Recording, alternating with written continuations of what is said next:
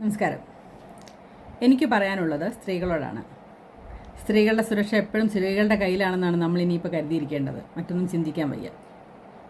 അതിനോട് കൂടെ പറയേണ്ട കാര്യം, കഴിഞ്ഞ ദിവസം നടിയെ ആക്രമിച്ച കേസിലെ നമ്മുടെ വിധിവിന്യായം വന്നിട്ടുണ്ട്. അതിനകത്തും പറയുന്നത് തെളിവുകളൊന്നുമില്ല എന്നാണ്.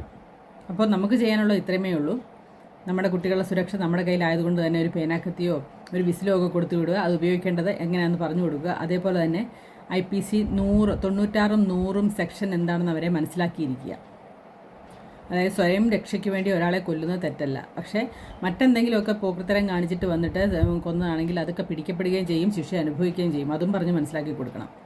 കാരണം സ്വയം രക്ഷയ്ക്ക് വേണ്ടി ചെയ്തതെല്ലാം തെളിയിക്കപ്പെടാനുള്ള സാധ്യതകൾ ഏറെയുള്ള സാഹചര്യങ്ങളിൽ അവർക്ക് തന്നെ അത് പാരയാവാനുള്ള സാധ്യതകളും കൂടുതലാണ്. അതുകൊണ്ട് തന്നെ നമ്മളെ ഒരാൾ ആക്രമിക്കുകയോ നമുക്ക് എതിരെ ആക്രമണം വന്ന് നമ്മളുടെ ജീവൻ തന്നെ അപകടത്തിലാവുന്ന സ്ഥിതിയിൽ മാത്രമേ ഇവ ഉപയോഗിക്കാവുന്നവരെ പറഞ്ഞ് പ്രത്യേകം മനസ്സിലാക്കി കൊടുക്കുക. അതേപോലെ തന്നെ എനിക്ക് പറയാനുള്ള കാര്യം, ദിലീപിൻ്റെ കേസ് വന്നതിന് ശേഷം പലരും ദിലീപിൻ്റെ സിനിമ ബഹിഷ്കരിക്കുകയാണ്.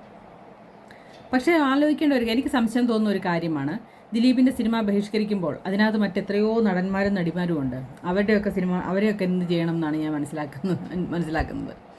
അതായത് കഴിഞ്ഞ ദിവസം KSRTC ഒരു ബസ്സിൽ ഇതുപോലൊരു സിനിമ ഇട്ടപ്പം ഒരു ചേച്ചി പട്ടിഷോയാണത്, അല്ലാതെ അതിനകത്ത് പറയാനൊന്നുമില്ല. സ്ത്രീകൾക്ക് പിന്നെ മിണ്ടാൻ പറ്റുമോ അവരോടൊക്കെ ചോദിച്ചു കഴിയുമ്പോൾ? അവർ മോശക്കാരായി പോകത്തില്ലേ? അതാണ് ഞാൻ ചിന്തിക്കുന്നത്.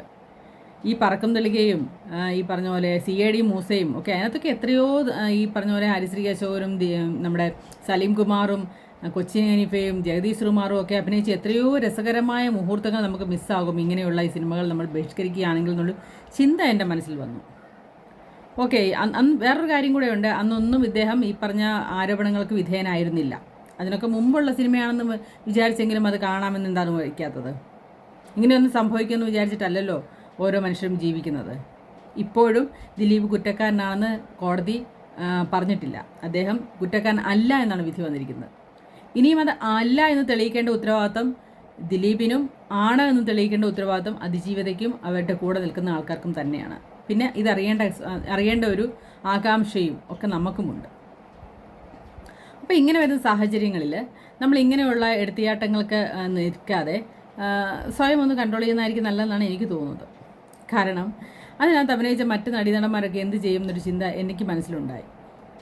എത്രയോ നല്ല സിനിമകൾ, എത്രയോ നല്ല കഥകളുള്ള സിനിമകൾ നമ്മൾ കണ്ടിരിക്കുന്നു, ദിലീപിൻ്റെ തന്നെ.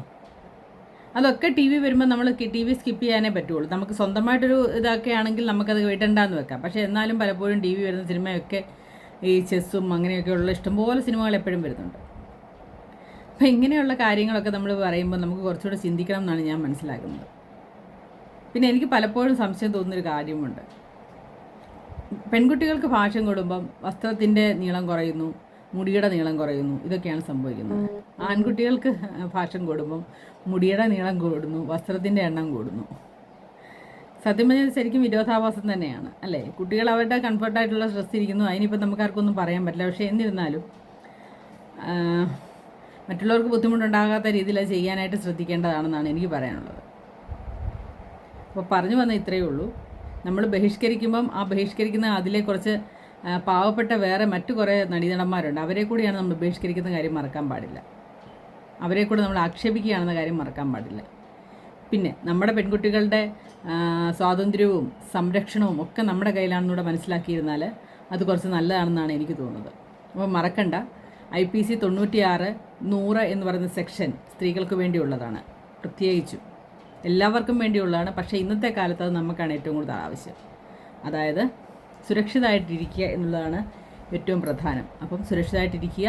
അതിൻ്റെ കൂടെ എന്തെങ്കിലും ഒരു ബുദ്ധിമുട്ടുണ്ടാവുന്നു എന്ന് തോന്നി എനിക്ക് അതിജീവിക്കാൻ പറ്റാത്തൊരവസരം വന്നാൽ ചെറിയൊരു പേനാക്കത്തിയോ എന്തെങ്കിലും കയ്യിൽ ഇപ്പോഴും ഉണ്ടായിരിക്കണം.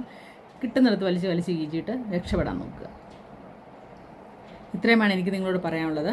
നിങ്ങൾക്ക് ഇഷ്ടപ്പെട്ടെങ്കിൽ ലൈക്ക് ചെയ്യുക, സബ്സ്ക്രൈബ് ചെയ്യുക, ഷെയർ ചെയ്യുക. നിങ്ങളുടെ അഭിപ്രായം കൃത്യമായിട്ട് രേഖപ്പെടുത്തണം. നിങ്ങളുടെ പെൺകുട്ടിയുള്ള അമ്മയാണെങ്കിൽ നിങ്ങളുടെ അഭിപ്രായം പറയുക.